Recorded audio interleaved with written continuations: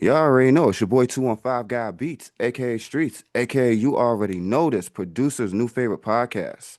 First interview of the year 2026. It's great to see y'all. Let Me Rap With You podcast. We are back. Y'all already know how we do it. We got a very, very special guest today. I'm not even gonna lie. For those who appreciate real hip hop, if you're already reading the captions, then you already know who I'm talking about. But for those who don't know, no pun intended, if you don't know, if you know, you know. We got one of the top curators in the game in here tonight, coming from South Buffalo, who not only has curated for some of the hottest independent artists that I've heard coming up, but he has also curated with some of the artists that you guys know to love best all over the world, from West Side Gun to Conway to Benny the Butcher, all of Griselda, all of BSF. We got the one, the only, the legendary Struggle Mike in the building. What's up with you, my guy? What's up, man? How's it going? I ain't gonna lie. I think that intro was the only thing that was on the spot. I'm not even gonna lie. I was not. I'm usually not good with intros, but I actually hit that one on the head today. But man, I'm not even gonna lie. This is actually an interview for the books. I have been a fan probably since Progress. That's like, Okay. yeah, I'm Gary say, yeah, I've been a fan of your work since Progress. I've been tuned in, and to be honest, it's just great to like I said, to just sit here and conversate about a lot of the great things that you've endured and the great things that are coming. First off, before we even get into any of that, congrats on the new project to be continued with Grenzy out now. Make sure everybody streams that on all platforms as well. Make sure y'all tune into that.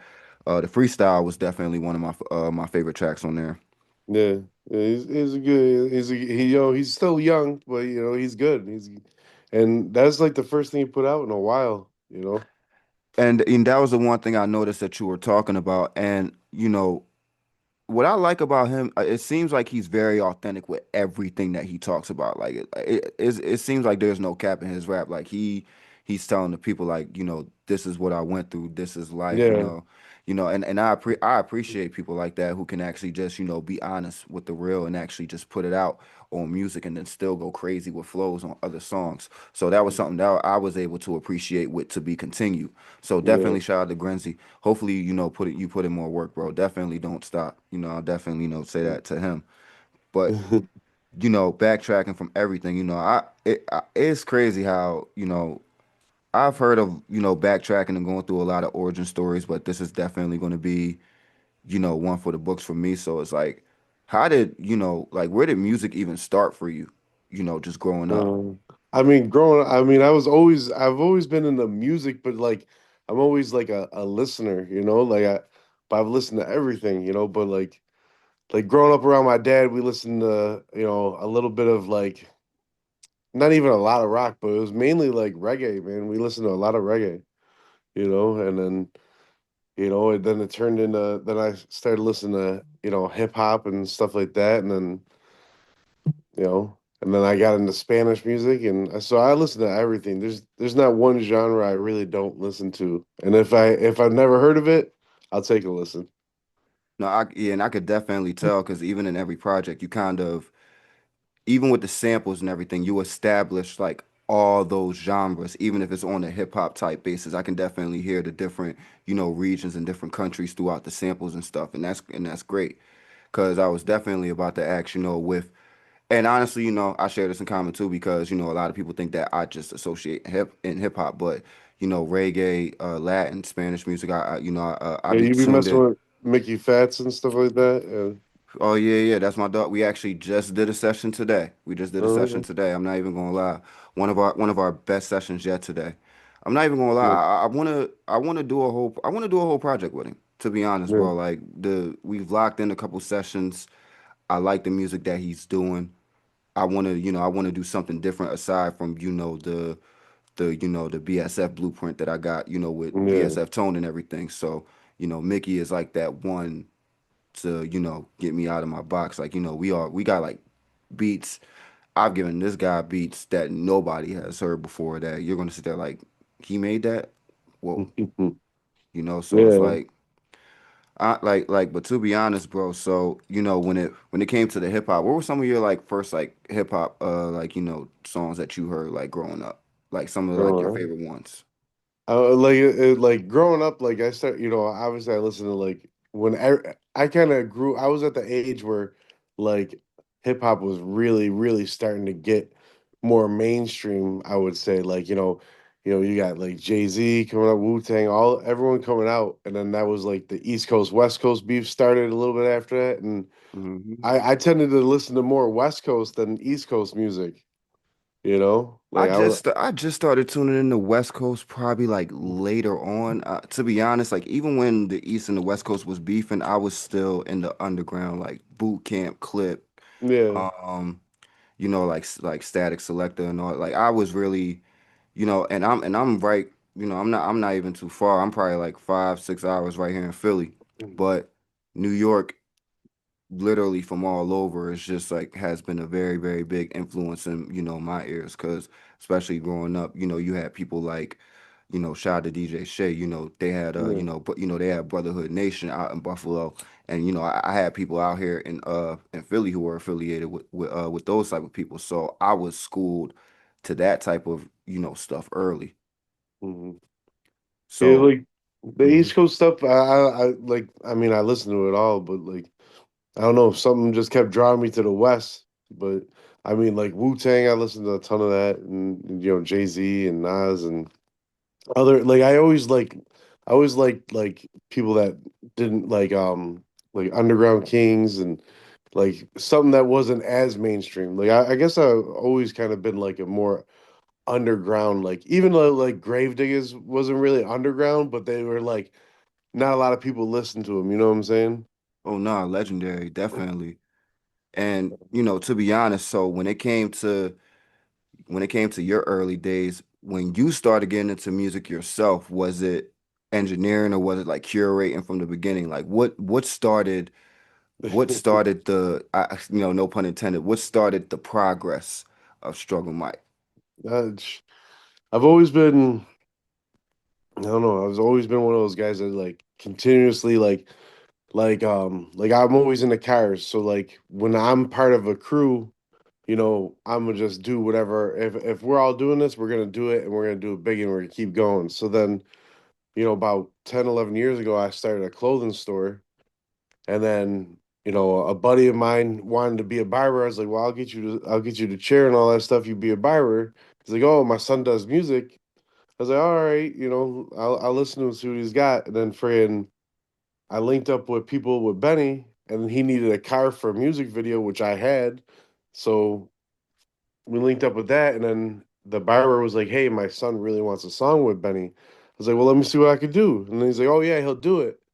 And then I was like, we'll just record it at the store. And then another buddy bring over his equipment to the store. My boy Speedy, we set it all up and then we recorded one of the first songs we ever made. I was like, man, I kind of like this. I was like, let's just go, let's get this stuff and start going. And then I turned the changing room in my clothing store to a vocal booth, and then we set it up from there, and just then we just started going, and then I just started being more attached. Like before Duffel went away, he was on house arrest, and we were helping him record his last album before he went to prison. Mm. And then I just like did more and more. Then I got close to Rick and his brother Boone's. Um, and then just, I was just working, but I kind of like they were their own thing and I was trying to do my own thing. And then I knew a bunch of other people. And then those people introduced me to more hip hop people that, more artists. And then that's how I got all the other features, like all the ones that weren't Buffalo guys, like Sue Surf and Fred the Godson and RJ Stolly and RJ Payne, shout RJ out to Philly Payne. Zone.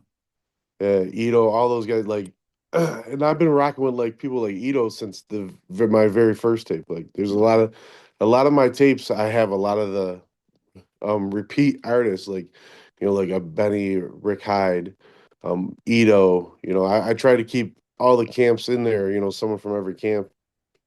One thing that I will say, and before I get into, Etho, because I definitely have to say, good things about him. RJ Payne, it's crazy, right? And I wanted to say this for, those who are fans of him today.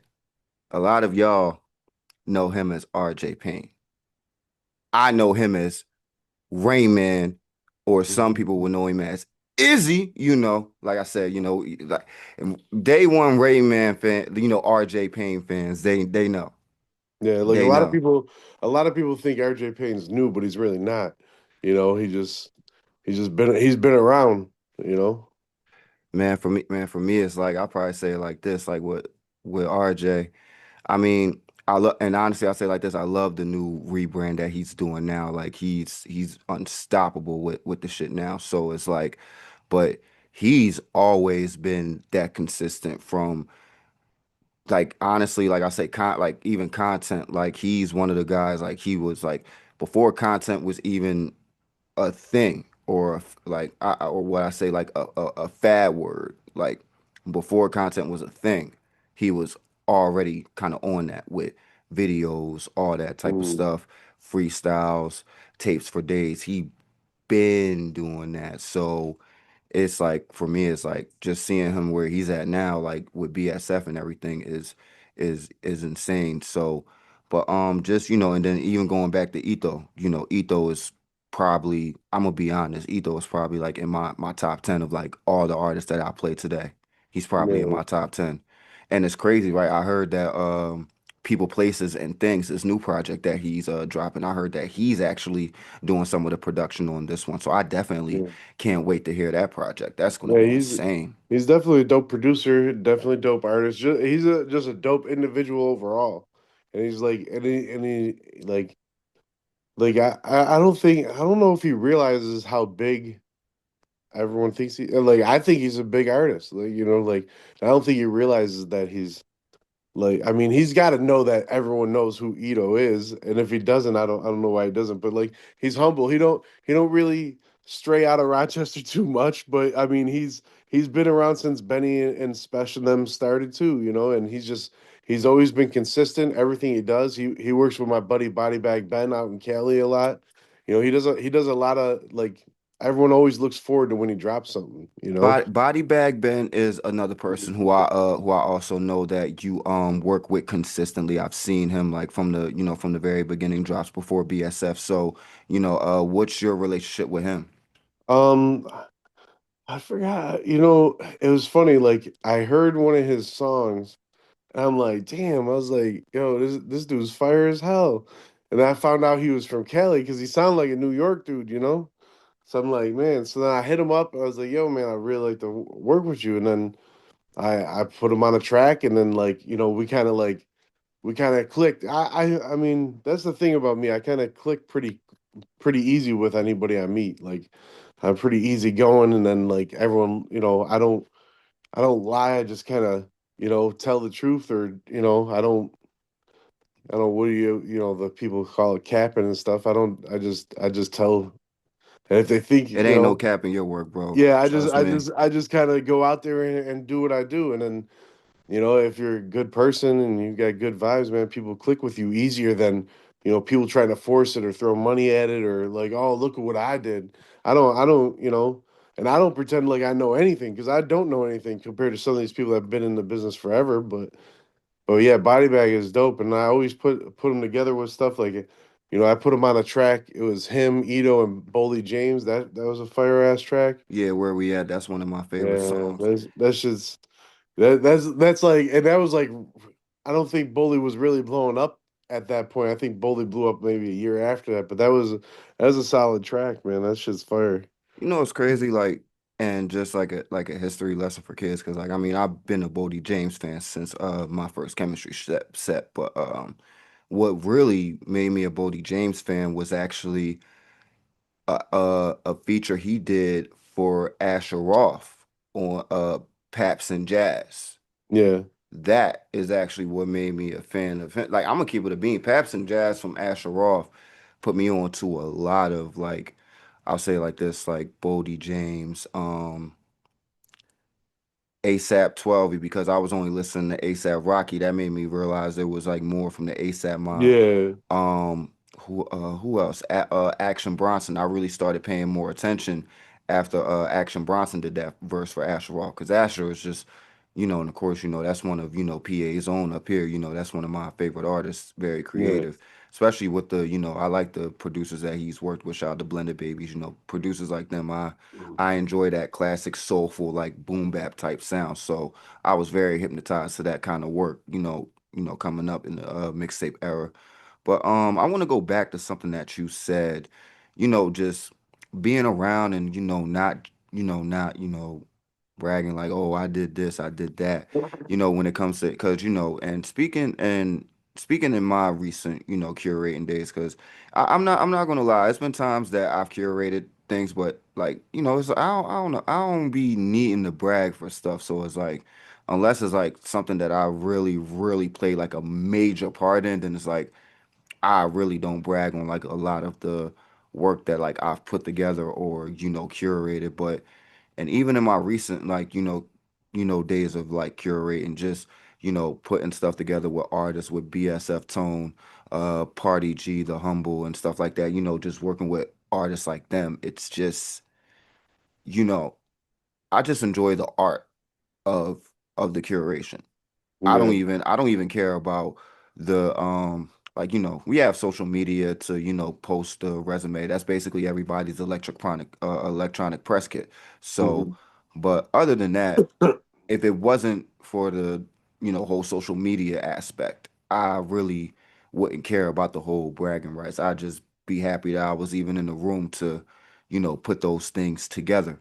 And Hmm. to me that's what it's about, and that's what I kind of feel like it is when I hear and it does, and I'll say like this, like when I tell people this for whenever they search up Struggle Mike projects, for me it's not even about the major songs with the BSF niggas or Conway or that. It's even with the projects you did with people like Speedy the Icon Yeah. and stuff like that. People like D, and then working with consistent artists like Go to Mars, Hmm. Smoke Booga, because like that's how I kind of got put on to those artists, like Go to Mars, Smoke Booga. I got put on to them through Yeah. your stuff. So just hearing these consistent artists work with all these type of people, even and I was listening to Low Profile like unconsciously, like Yeah. beforehand, but I really started paying attention once I heard him on Honor. So Yeah. it's like, Yeah, it's he's dope, man. He's another artist. You know, he's been in Buffalo. He's another Buffalo cat, and he's always put out music, and he just like it's crazy because people like him and Jonesy, Big Jonesy, they're great artists, but like you know, and Jonesy's been consistent for years. I'm not gonna lie. yeah. It's just they don't like they got other shit going on, so they don't. I mean, music matters to them. You know what I'm saying? But like, you know, they're not trying to oversaturate you with mad music. They're just putting out quality music. You know what I'm saying? So honestly, two artists that I'm interested in talking about with that you've worked with. Um, First, I'm gonna just go off with the big dog, Rick Hyde. Yeah. One of my favorite BSF artists, one of the most consistent BSF artists that I know, probably next to El Camino.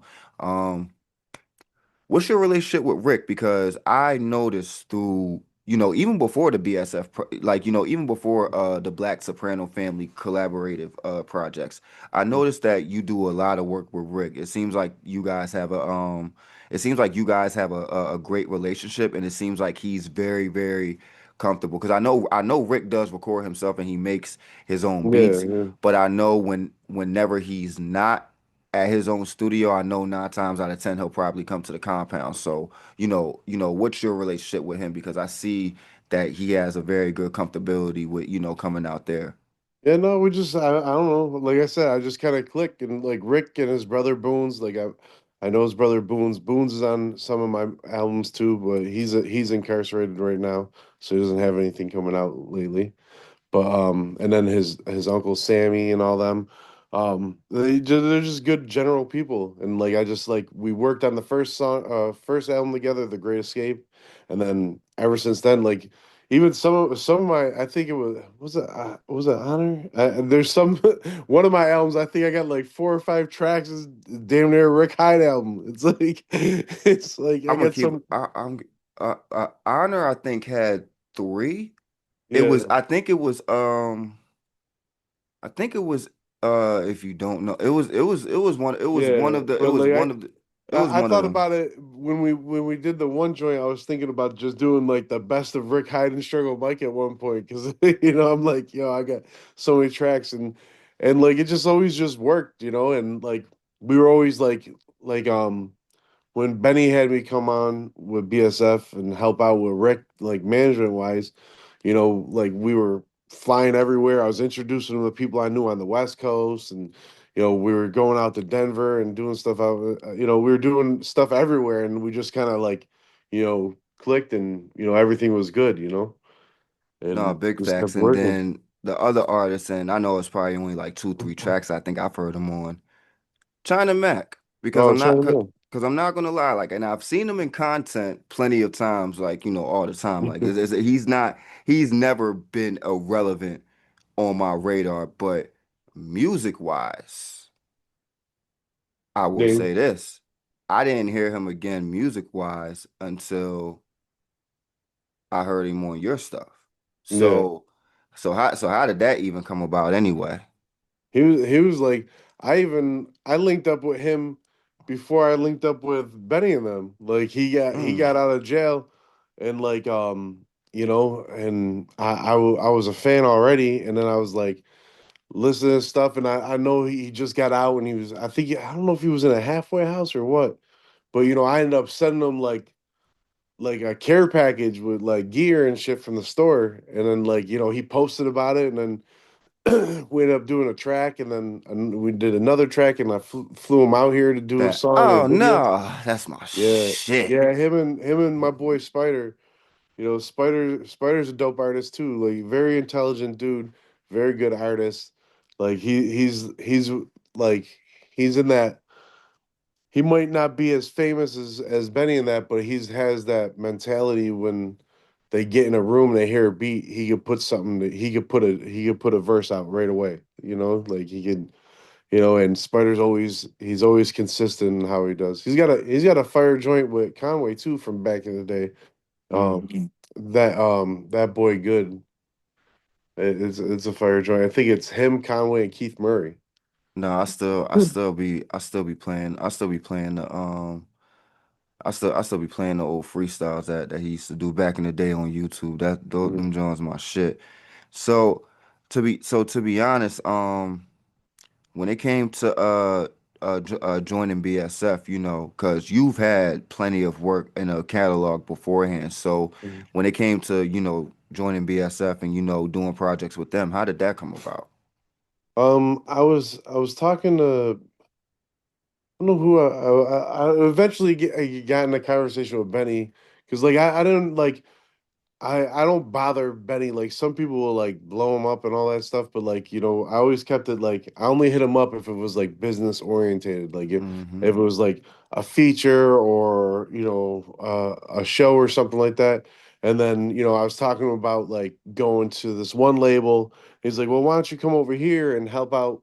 He was trying to put together a management team where every artist would have their own manager and this, that, the other thing.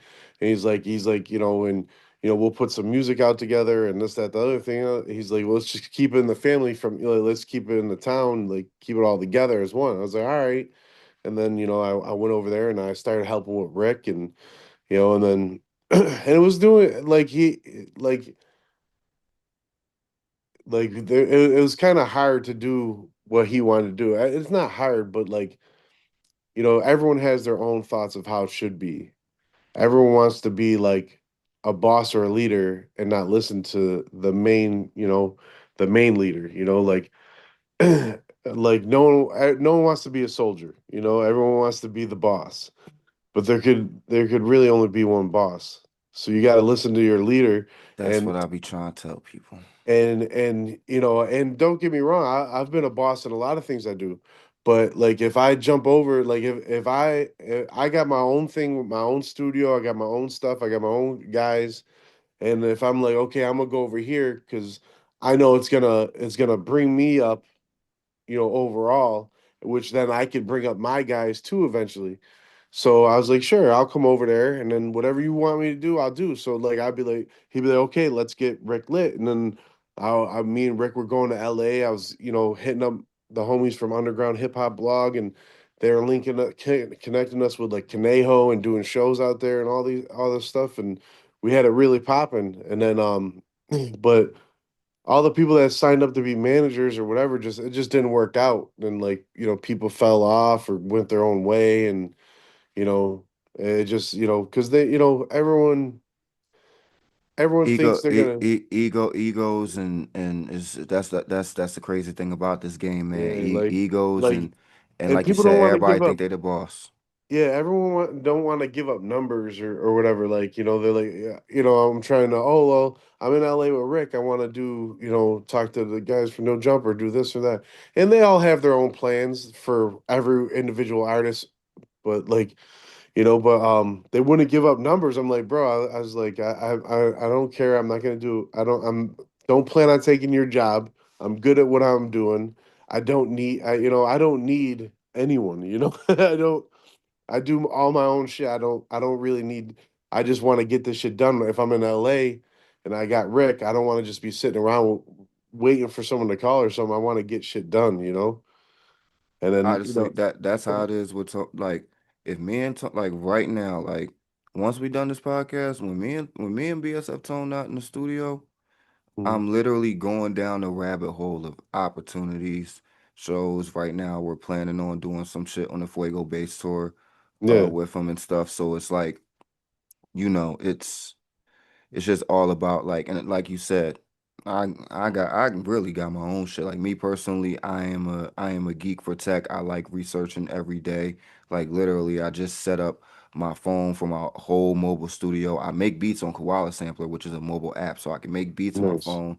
Got BandLabs on my phone, and I got Amuse, which is my distributor on my phone. So I literally got a one-stop shop on my studio by myself. I Yeah, can literally do everything by myself. But when it comes to getting on the other programs of everything else that I gotta handle, whether it's the homies, whether it's Tone, I make sure that it's not about me. It's about, what they got going on at the end of the day. Like I'm not trying to,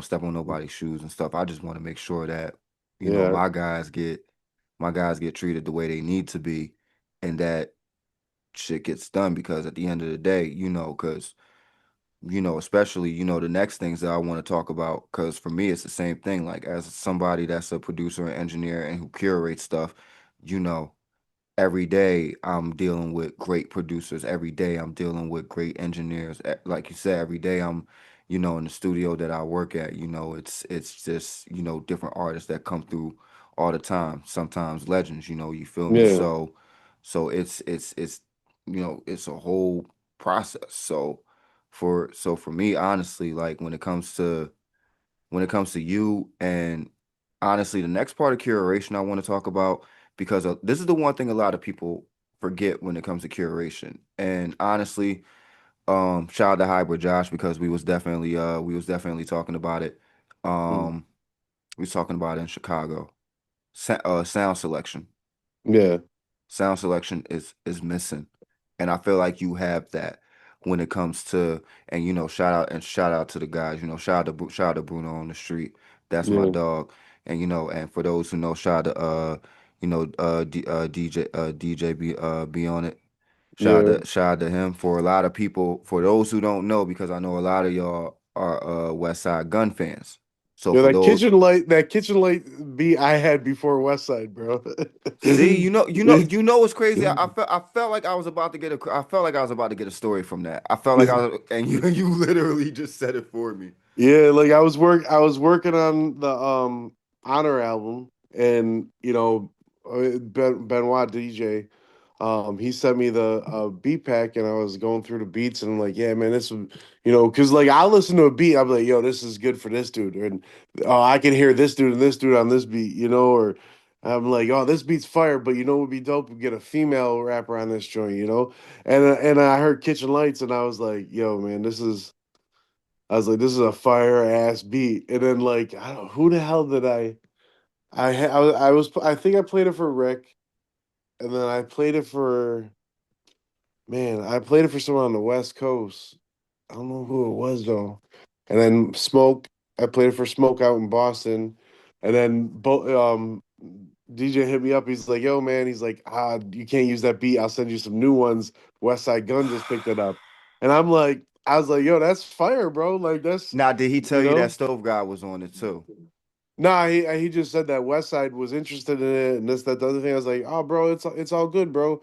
I was like, because I knew, West Side's got a way bigger platform than me, so I was like, I know that's a good look for you, bro. Like, go ahead. I mean, I already had other songs already made with his beats, like, and I was getting his name out there, So same with like Bruno, like I don't know how many songs. I don't know. I think there's like 4 or 5 on my new album that's coming out that Bruno is Bruno probably one of Bruno the made. hardest working producers I know, bro. Like I Yeah, can't, I like, bro. I still haven't finished going through the beats that he sent to BSF Tone. I still ain't finished go through them. yeah, Still ain't finished. Like it will probably take me another day or two to still go through these beats. That motherfucker works his ass off. I'm not even gonna lie. Shout out to yeah. Bruno.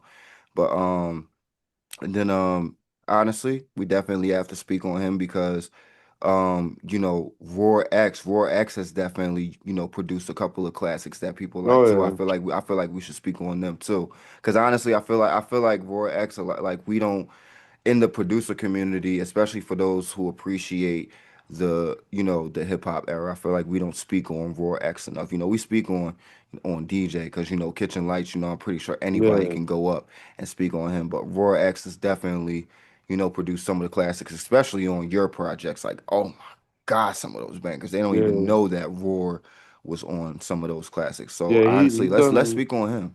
No, he's dope, man.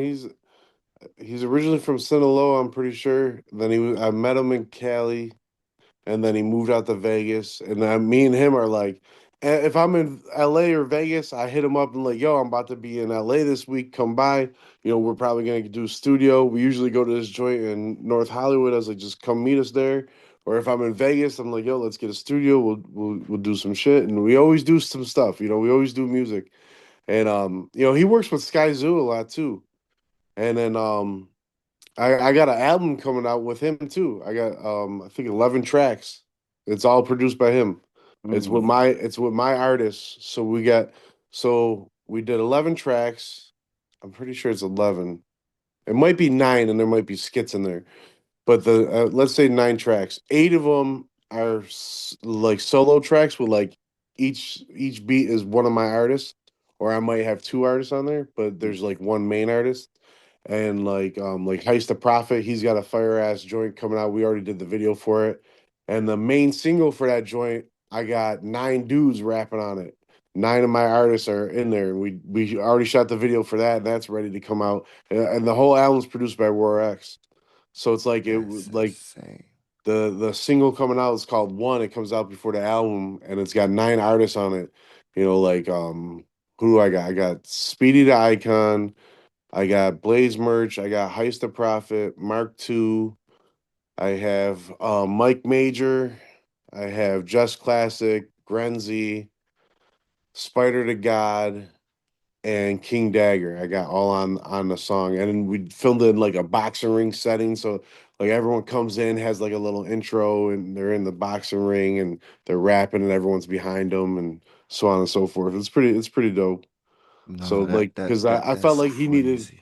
he needed he needed more credit. Like he puts out music consistently, but I felt like he needed more like of his own shit out there, like like his own like vibe, and then so it'll come out. It'll say Struggle Mike and Roar X. The album's called Mastered Keys.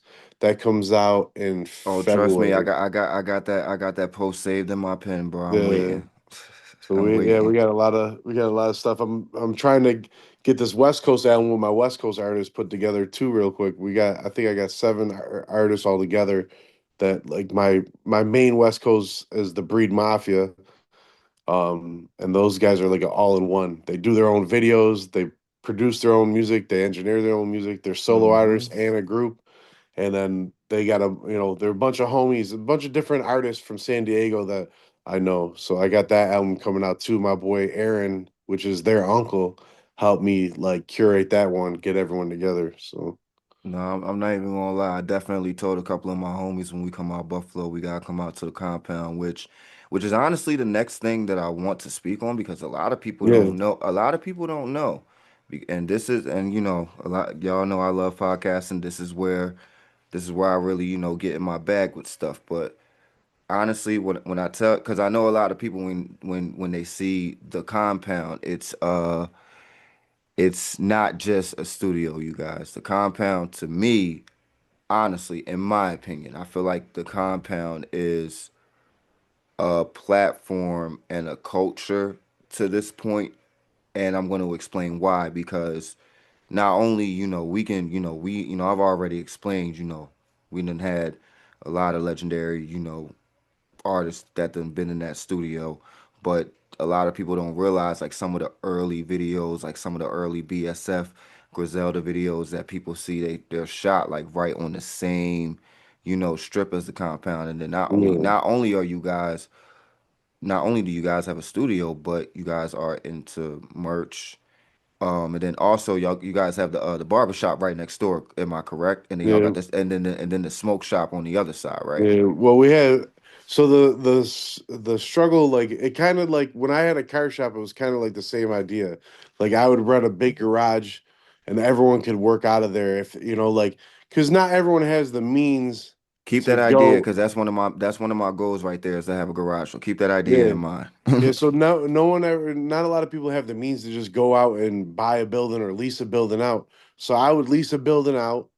I would make a paint booth in there, and then people would come in and rent sections from me, and I would do my work. They would do their own work, but we would be a collective. So when I opened a clothing store and I started adding the barber shop and the studio, at the first location, it was very small, like probably the size of like a good sized dining room, and we all fit in there somehow. I don't know how we did it, but we did. And then one day we're like, we need a bigger location, so we moved down the street to this plaza, and we made a bigger location. So the very back was a studio. Then there was four rooms, which one ended up being a tattoo shop, one was a podcast area, one was an office, and then the other one, a girl started doing hair out of it. Eventually, the tattoo guy left because he actually got a name for himself and needed his own space. So he moved out. The girl needed more space, so she took over both rooms. So it was a collective that consistently moved around. Like we had a video editing room. Our buddy Ken Journey had an editing room in there one time. And then the one side of the front area was a barber shop, and then the other side was merch, and we had a smoke shop. But when the gray market started falling apart, we got rid of that. But and then we started using the front for events, because we would throw parties or like King Dagger, he runs Untouched Talents. He does these like he would do like an open mic and then he'd do like a showcase, probably like quarterly, but he would do open mics every month and then a quarterly showcase. But then it got to the point where we weren't really using it as much as we used to. And it's funny because I just dumped a ton of money into it. And we ended up moving down the street to a smaller location. Now in there we got Mike Major in the front. When you first walk in is a little barber shop. And Mike Major is the barber, but he's also a producer and an Oh no, engineer I've and definitely been. artist. I didn't know Yeah. he was. I didn't know he was a producer. I've definitely been listening to his music, but I did Yeah. not know he was a producer. Yeah, and then we got the clothing area, pool table, lounge type thing so people could mess around. We got these new people in there. There's some we have our own merch, but then they have like they try to find one-off pieces and sell them. Like I don't want to call them resellers, but they kind of are. But they got some good stuff in there. And then, we had some offices and then we have a podcast room that my boy Drew does a bunch of podcasts and advertising marketing for companies, and he shot most of the videos for our upcoming releases. And then we have our studio area, and and then Speedy's like the main engineer, and Spider engineers out of there sometimes, and so So yeah. speaking of project, because I wanted to save the best for last because I'm very excited about it. Fuentes. Okay. You're talking about my last one, my one that didn't come out yet. Mm-hmm. Okay. Oh, it's called Morta. Morta means death. Oh, oh, Morta. Okay. Yeah. Yeah, no, it's just, because like a lot of things changed over the past year or so in my life, so like I don't want to say I'm never gonna do music again, but like at this point in time, after that gets released, there might not be something from me for a while. My artist will release, but I think I'm gonna take a step back and try and focus on more on my artist. Like I always focus on them, I always do stuff, As you should. but like we like I don't know. I just wanted to put out something big again, and I got everyone on there like Nah, usual. you know what it is like, and it's good that you've done your run with the majors you've done it with, but like it's like your artist, it's their time. Yeah. It's their So time. Like like it's as simple as that because it's just how we look at it. That's how like even some of my guys who I was talking to one of my guys yesterday about, because I told him like, bro, I'm just as concerned as, everybody else. And, with I got the same concern. So it's like, we gotta, cause it's everybody's time. yeah, Everybody may drop differently, but everybody about to have their time. yeah. I got a lot of people on there. I got Party G on there. I got him on a solo. It's funny because originally it was supposed to be Party G. It was supposed to be Party G, Red McFly from French Montana's camp, and who else was? Oh, this what was it supposed to be? There was supposed to be someone else on there, but what ended up happening is like people got busy. Red McFly got busy, so I never got his verse. And then I think was it Lesso? It might even been you know what? It might have been Tone. It might have been BSF Tone. We're all supposed to be on the same track. And then like everyone sent me their shit already. And by that time I didn't know if people were sending it. So I already shot the video with Party G when he was in town. So then we friggin' then I had a idea of doing like a mixed joint, but then we found a Bruno sent me another beat that matched the BPMs matched. So we moved it. So it's Miles A. He's an artist out of Baltimore. Hmm. Um BSF Tone and then Mike Major. I put him on this. We switched the beat up. Fucking Oh, you sounds talking about fire. the joint I sent you, Mike Major gonna be on Yeah. that too? Yeah, That's yeah, that's about to be a real good joint then bet. yeah. So it's got Miles A. Miles A. He's been putting out some. He's got a song coming out with Benny. He put out a song with Boldy James. He put out a song with 38 Special. He's a fire artist. And But that I got and that's great because honestly, I've been like hearing BSF Tone with some great artists is honestly, like I said, that's like a real big goal with me this year because I already know like that stuff, like he is a one man army that he can literally yeah, out rap damn near anybody I know, but collaborating with great artists is a very important, matter to me, especially, for the branding because especially once I'm old school. I look at like, like you gotta be willing, to open, work with, various artists because that helps the catalog. Because even mhm, like, and I tell people straight up, like catalog is important. Like even with Rick, because it's like you said, as much as you and Rick work, like, and this is just off of the Spotify alone. I looked at his the feature section for his catalog. He has like he's featured on over 40 projects. yeah, yeah. So Yeah, I you got I have like 250 projects, like 250 tracks to my name with different people I've worked with. But like this album is gonna be it's fire because I moved over to Lobel Music Group with Steve Lobel and them, mm-hmm. and they're my distro now. And I'm just trying to make sure my artists get a better fighting chance. And Steve and my buddy Greg are partners, and I just felt it was the best move for me, and they take care of me no matter what. And we put this one song together that's got Benny on it, and then it's got it's Holy, you know him. He's been Mm-hmm. Yeah. I got him on there, and then we got this girl. She's Korean. She's African American and Korean. She raps in Korean and English. Her name's Moon Privates. She's pretty fire. And then we got like Fuego Bass with Mark Ford from Cali. I got Low Pro and Rick Hyde together on a song. We already shot that video. I got another artist out of Buffalo called Lesso or D Less. We already shot that video. I just had him. He's out in Cali for Grammy weekend, and he just went over and did a mic session at Underground Hip Hop Blog. I mean, we got everybody on there. Chop the Father from Texas is on there with my boy Speedy and Ballistic Man from here. I mean, there's just, I mean, I'm trying to think who else is on there. Everyone's on there. I got OT Mm. the Real on there with 067 Red. Sam Buck and Thousand Words been really promoting the shit out of him. He's Yeah, another no Cali artist. facts. No, shout out to Sam Bucked Up. He just promoted a unreleased single me and my guys putting out that I produced.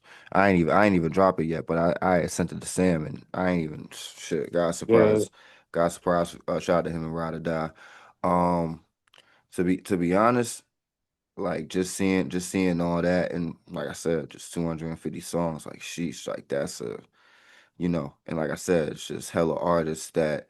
And even like the ones that people don't know about yet, once they know about them, they're just going to be tapped in Yeah. forever because like that's just that's just what I see. So along with that, and then with the Struggle Cartel brand, so just with the brand itself, the merch and the label, what's your goal for that for this year for 2026?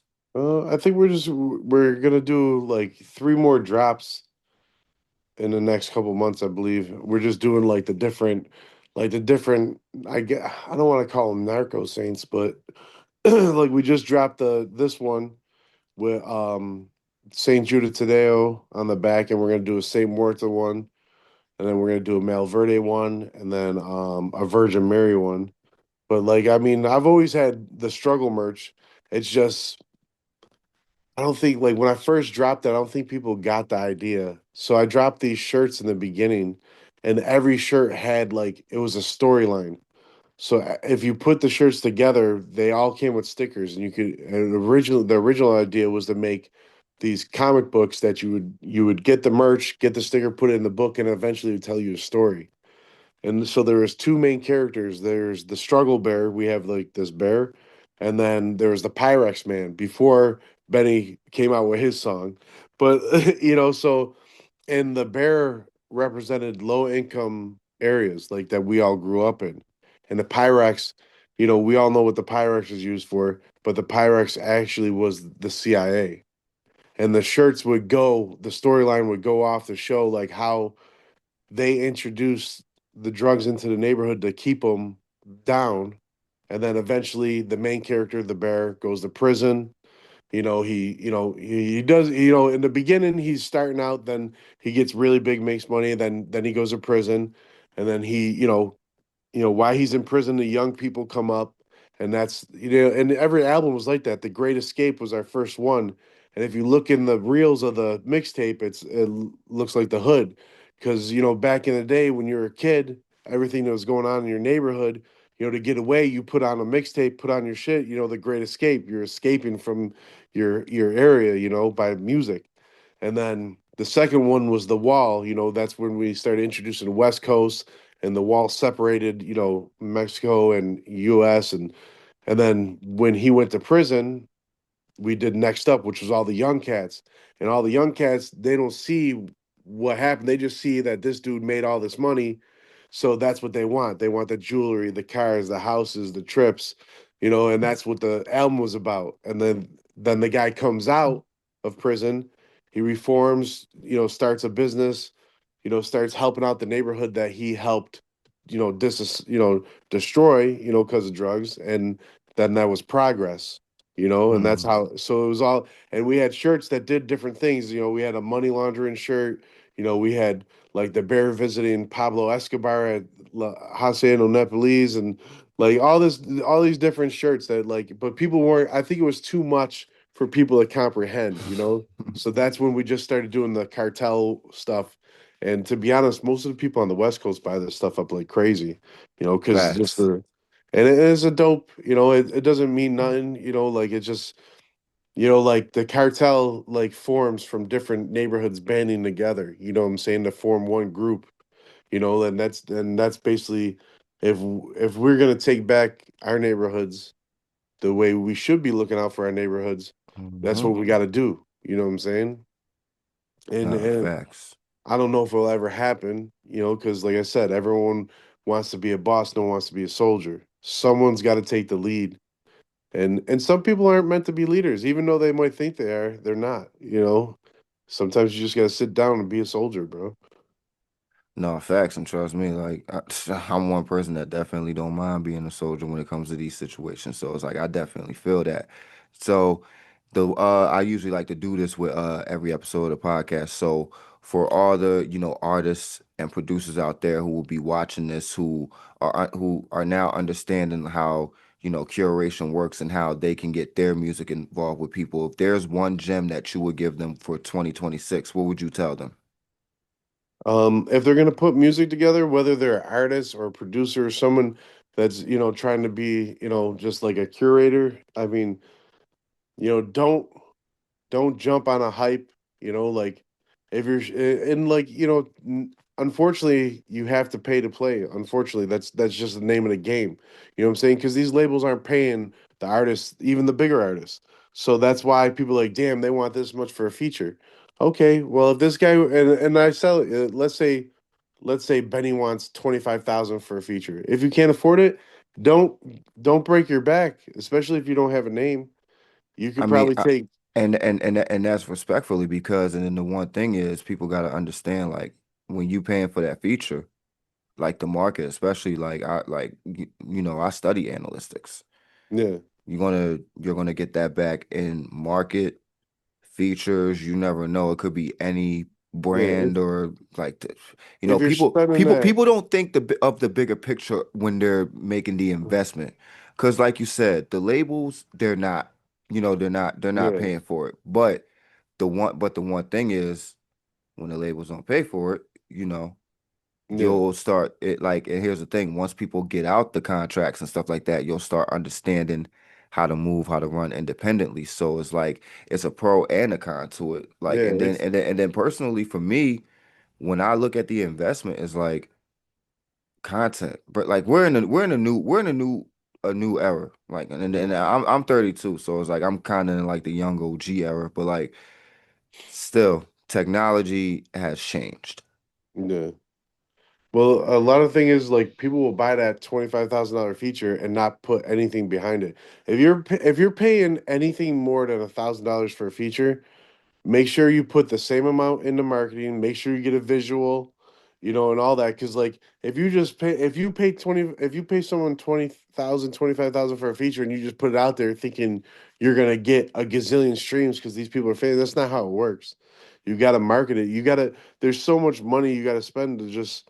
But you could do like if your budget is 5 grand, shop around. Find artists that are blown up or that are could give you a deal, someone that's gonna let you collab post, someone that's gonna do the visual with you, instead of just going and like, because everyone's out there trying to make money too, unfortunately. Try and talk to the artist directly instead of talking to the people around them because everyone's trying to fucking make a quick dollar and all that stuff. Like this game it's a hard game, and I just like playing because I like being part of it. I like the outcome. I like being part of a team. Like being with BSF, like if we went somewhere, like everybody can't go to her. Like I got my own hotel room and shit like that. I didn't stay in the Airbnb with all them. I got my own rental.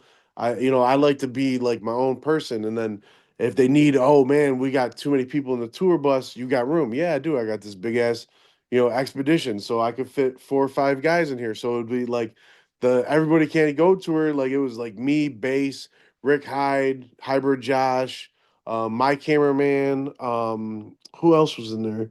Bars Murray was in there, like, and that alleviates stress from the rest of the tour, and I would just make sure, okay, I'm Rick's manager. I got everyone. I got to make sure they're here on time, and I would make sure everyone was there on time. Like, I was a soldier. You know what I'm saying? Like, and that's and then you get better connections too, going out of state. Like if you're producing in Philly, yeah, I mean New York's not far, Boston's not far.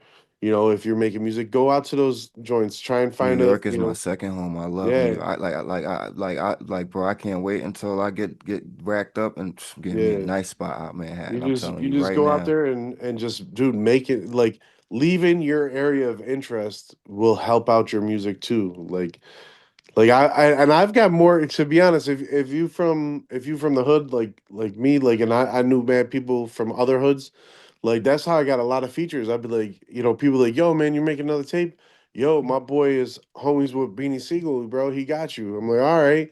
My boy, I get a phone call from Harlem, and not from my boy that lives out in Harlem, and he's like, yo, my boy wants to talk to you. And it was Fred the Godson, God rest his soul. He's like, Hmm. yo, he said you're good peoples, man. Yo, send me something. So I'd send him a beat, and he just jump on it. MC8, my boy is, MC8's brothers homie. So like they're like, yo, I get you MC8, man. Just you ain't gotta throw nothing, man. He just gonna jump on it. I'm like, all right, word, let's do it. And like that's, finagling, connections will help you a lot more than money will. It's kind of funny how you explain, like how you said everything in sequence because the Everybody Can't Go tour is kind of so it's like, and I've been studying BSF, Griselda, been listening to the music way before the tour, but that was kind of like what I would say the start chain reaction of everything that's to now because first off, once I knew he was on the tour, like a month and a half ahead of time, I paid for the meet and greet ticket. Yeah. And and for a bonus because I got there early. I was like the first second in line. And my for well, he's not my photographer, but like he's my photographer homie and he had got there early, so we had just kicked it. And ironically, right before Benny and them pulled up, uh Bodie Double D and them they had pulled up and Chase pulled up. Shout out to Chase Fetty. Okay. Chase because Chase this my homie too. yeah, Yeah. yeah, this was the Philly show where Chase had popped out and shit. So we all just started bulling for real, like with Chase, like he just started going like he just started geek bro with Chase. I'm gonna tell you one thing and this is why Chase is going to last forever as an artist because like he has the flow, he has the bars, he has that gritty charisma when he brings that shit on the fucking beat. Yeah. But when you meet him, and it's like, don't, yeah, don't take kindness for weakness, don't underestimate no character. But when you meet him, it's like, bro, he's one of the most funniest, most humble, like I say it like this, like out of all the artists that like, especially like in this like type of like music that we're in, Chase is probably one of the most realest, like funniest, humble artists that like I've met, probably. Yeah, Like to definitely. like to this like to this day, and I'm gonna keep it a bean. I haven't seen Chase probably since that tour, Yeah. but to this day, I'm gonna keep it a bean. Like it's not. He a real authentic homie. Like he real authentic. Like it's not too many that to any artists or producers out there that do come across him. It's not too many that you're gonna meet like that. Yeah. Shout out to Bodie too. And this is the crazy story about Bodie. I think I might have said this on the podcast episode, but this is the perfect episode to even say it. So you know a way that in me like I'm a connoisseur when it comes to cannabis. So I be tapped in with all the top brands, stuff like that, and this, that, and the third. So literally right the day of the tour, I had literally just seen my I had literally just came back in town. I just seen my big brother and fucking he gave me some new drops. I said, you know what, bro? I ain't even gonna smoke these. I'm actually gonna I'm gonna get these to Benny and Bodie, and then shout out to the legendary Frankie Crutches. Okay. He had a strand too that he wanted me to give to Benny too. So I had just went to go make the pickups.